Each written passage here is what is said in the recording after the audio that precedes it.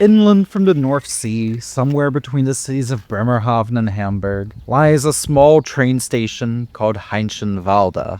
It's not even a town, it's a district of roughly 500 people, actually part of the larger town of Hipstedt, itself only having around 1,200 people. Like much of North Germany, it's changed many hands over the years. The Duchy of Bremen under Sweden, then the Danish. Then came the Kingdom of Hanover, then Westphalia.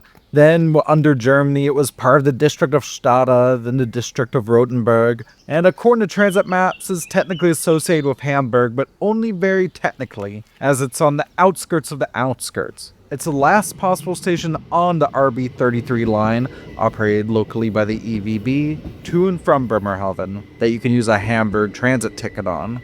So why go to Heinschenwalde? Or is it Hipstedt? This small, single-track station with a passing loop and a siding. Well, there's a historic Lutheran church nearby and plenty of hiking trails. Even at the train station, it's beautiful, idyllic, and even served regularly by buses. But there's something darker here. Walking distance from this station are two cemeteries. One is more conventional and associated with a church, and one was used for Russian prisoners of war during World War I. Now populated by nearly 1,000 of the soldiers' remains. But there's debatably a third major cemetery in Hipstedt, one located right at Heinschenwalde train station, rusting, rotting, and slowly being reclaimed by nature. These are the last trams of Bremerhaven. Bremerhaven has become my adoptive home this year. Despite only having just around 100,000 people living there, it's incredibly international, really walkable, and also affordable city. It's also maybe one of the strangest cities in Germany, just from a geography point of view. See, Germany has 16 states, or Bundeslands if you will, with 13 normal states and 3 city-states, those being Berlin, Hamburg, and Bremen. But unlike the other city-states which are based around, well, one city, Bremen, the smallest of them, is actually based on 2. Bremen itself and Bremerhaven. Now, it's a bit more complex than that, with the ports in Bremerhaven actually belonging to the city of Bremen. So, Bremerhaven is an exclave of the state of Bremen, but its own city. But the ports are an exclave of the city of Bremen, but surrounded on all sides by Bremerhaven. It's weird and a little uncanny, and as a result of a rich history involving the Hanseatic League, the Americans in the wake of World War II, by some accounts eventually being one of the poorest cities in the former West Germany. In some ways, Bremerhaven actually reminds me of the American Rust Belt. I used to live in Cleveland, and I found it quite charming, even despite having some rather annoying Americanisms.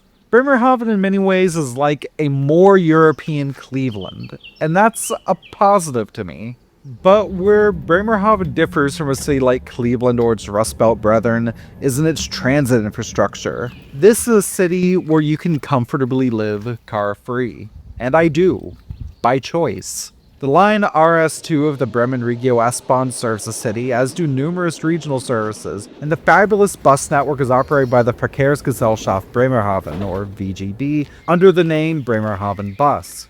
It's a seriously good network. It's based on several high-capacity corridors, meaning that if you want to go through any of the major central parts of the city at most parts of the day, you can realistically expect a bus every few minutes. Bremerhaven is fascinating to me because it's laid out on several long, straight corridors. If you walk down, for instance, Hafenstrasse, then it's reasonable to even just use the buses as walking accelerators.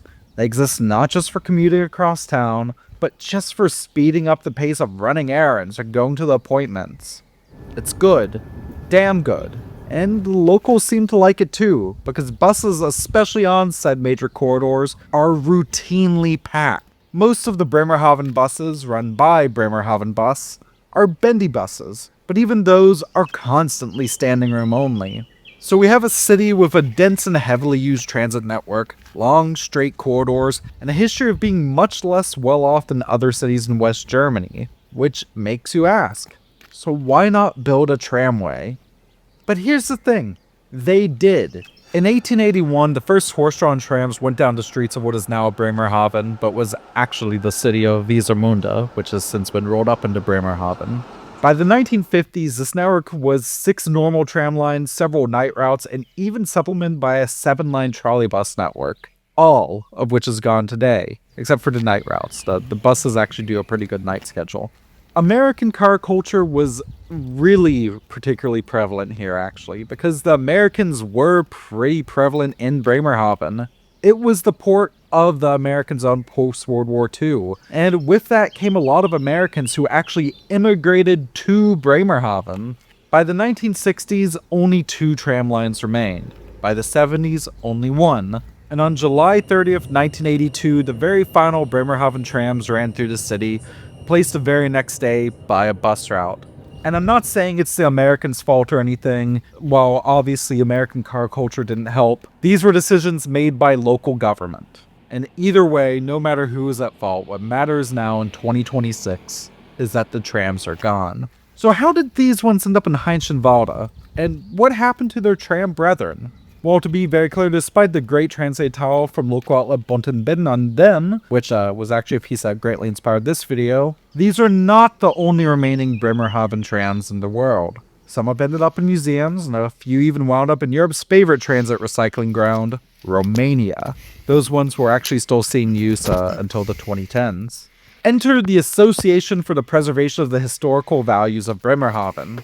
After being a part of the Hanover Tram Museum for years, this local group bought these specimens, 2 Duog trams and a tram carriage, between 2010 and 2012, literally for scrap value. The idea was to restore them to their former glory, showcase them in the city as part of the local history, and maybe even use them to push for bringing back the tram network. It seems a noble cause, especially the latter part of it. The first pitches for a new network actually go back to the 90s, and there's a great group pushing for it now that I've linked below. But it doesn't matter for the sake of these Heinschenwalde trams anyways. No matter what the organization wanted to do with them, they ran out of money. And so they've sat in a siding, originally used by the RB33, for around 15 years now. What does 15 years of neglect do to a tram? For starters, nature starts to take its toll, as does vandalism. Among the weeds and shattered glass, you can see the trams are still on rails and have taken a hell of a beating. Some steps and floorboards have quite literally been rotted through or broken. At times, maneuvering through them, it kind of feels more like tree roots are supporting the tram bodies more than the actual wooden metal of the tram frame. Now, fascinating, some of the old paper signs are still intact, and many of the seats are as well. In fact, some are rather plush. A few of the door mechanisms still work, as do these Einsteig and Ausstieg barriers that you can push through, but a few of the doors are off their hinges, just laying there. The second tram in the consist is the worst off.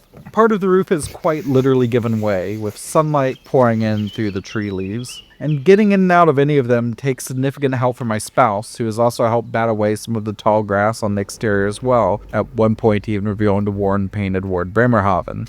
The section of the siding where the trams are is blocked off from the rest of the RB33 siding by a wooden bumper, of that track bordered by a somewhat less abandoned freight station. That means that this small bit of trackage here, though only a few meters long, is dedicated strictly to the abandoned trams. These are not only the last of the Bremerhaven trams, but the last of the Bremerhaven tram trackage. And Bundenbidden was very correct in their assessment of the Heinschenwalde siding in their article.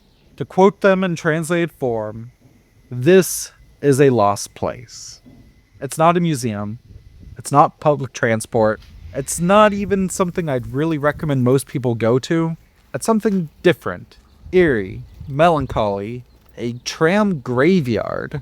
It shows what once was, where maps of a larger network once were, and where shockingly preserved ads for Jägermeister still stand. And it maybe makes me hope for the future. Even if these trams are beyond saving, because let's be real, the rot is deep and the force has taken hold, it makes me imagine what a return of the Bremerhaven tramways could look like. And that, at least, makes me kind of happy I came here.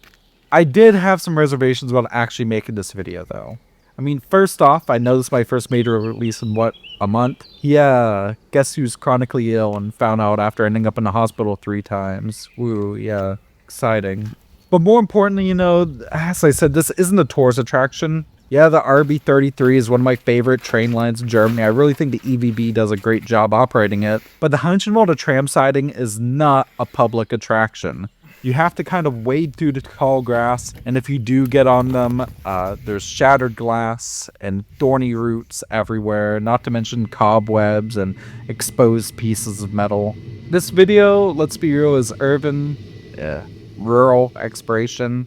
And despite the shattered glass and stripped electorates, the number one rule with this was to only take photos and leave only finger and footprints. That's the number one rule of any urban exploration.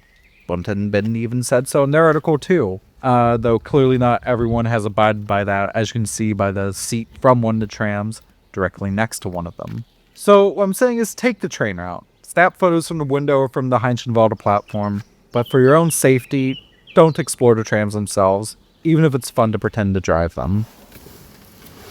Well, here I am.